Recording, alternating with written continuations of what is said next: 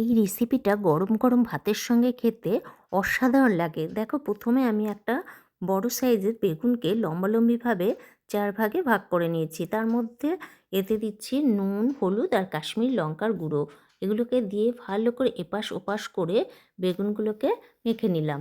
তারপর একটা চাটুতে তেল গরম করে বেগুনগুলোকে এপাশ ওপাশ করে ভালো করে লাল লাল করে ভাজলাম। বেগুনটা আমি যে চাটুতে ভাজলাম এই কারণে, যেহেতু বেগুনটা ভীষণ লম্বা ছিল আর কড়াইতে এটা ভাজা যাচ্ছিল না, তাই জন্য আমি চাটুতেই ভেজে নিয়েছি। তারপর এটা ভাজা হয়ে গেলে সরিয়ে নিয়ে একটা কড়াইতে তেল গরম করে কালো জিরে ফোড়ন দিয়ে একটা বাটা মশলা, এটা হচ্ছে নুন, হলুদ, কাঁচা লঙ্কা, 2 রকমের সর্ষে, পোস্ত বাটা, একটু তেল দিয়ে বেটেছি। তারপর বাটা মশলাটা কড়াইতে দিয়ে ভালো করে কষিয়ে নিয়ে তারপর এর মধ্যে নুন, একটু হলুদ, একটু চিনি দিয়ে আবার ভালো করে কষালাম।